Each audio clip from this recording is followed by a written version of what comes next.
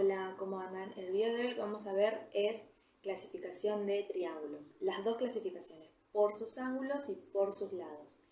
Y vamos a ver alguna que otra propiedad de alguna de esas dos. Recuerden suscribirse al canal y compartir el video para aquella persona que lo necesite. Y además seguirme en mis redes sociales. Sin más, vamos con el video. Como ya sabemos, en geometría existen un montón, infinitas figuras planas. ¿Qué son las figuras planas? Son aquellas figuras que tienen solamente dos dimensiones. Dentro de las figuras planas que conocemos, existen los triángulos, que son aquellas figuras planas limitadas por tres lados. Los triángulos, como característica general, en todos los casos, valga la redundancia, van a tener tres lados, tres vértices y a su vez van a tener tres ángulos interiores.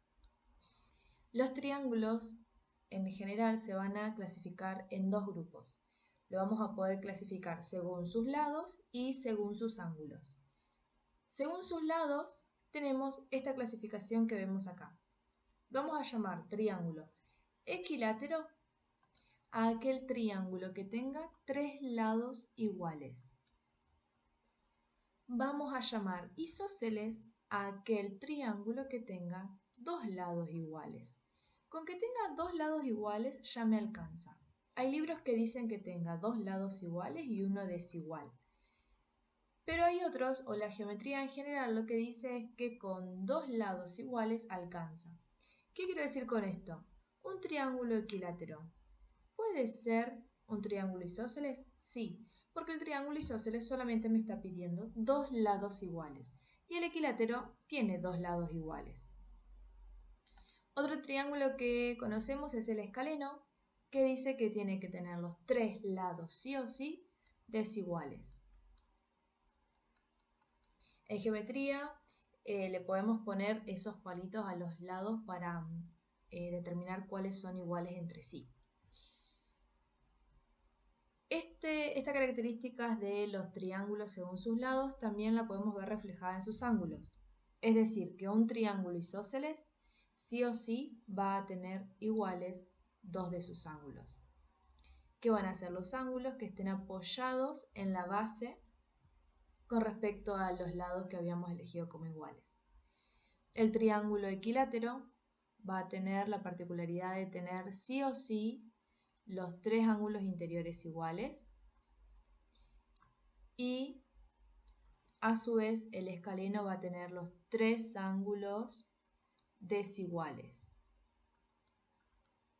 Ningún ángulo interior del escaleno es igual a otro de sus ángulos interiores. Además tenemos otra propiedad que dice que la suma de los ángulos interiores de un triángulo tiene que ser 180. Es decir que si sumo sus ángulos, el resultado siempre va a ser 180, sin importar cuánto midan sus lados. En particular, el triángulo equilátero va a tener tres ángulos iguales. Y si tengo tres ángulos iguales, vamos a tener que 180 dividido tres ángulos que son iguales me da 60 grados. Es decir, que todos los triángulos equiláteros van a tener ángulos interiores de 60 grados. Como dijimos recién, la otra característica o clasificación de los triángulos es según sus ángulos interiores. Es decir, que vamos a tener tres tipos de triángulos. El triángulo acutángulo es aquel que tiene los tres ángulos agudos. Es decir, que los tres van a medir menos que 90 grados. Menos que 90 grados. Van a ser menores a 90 grados. El rectángulo va a tener un ángulo de 90 grados. En geometría, cuando tenemos un ángulo recto de 90 grados, le ponemos un cuadradito ahí que indica que es recto. Y por propiedad de la suma de los ángulos interiores, sí o sí estos dos ángulos van a ser agudos, o sea que van a ser menores de 90 grados. Y después tenemos el obtusángulo. El obtusángulo va a tener un ángulo mayor a 90 grados y los otros dos sí o sí van a tener que ser agudos por propiedad de la suma de los ángulos interiores.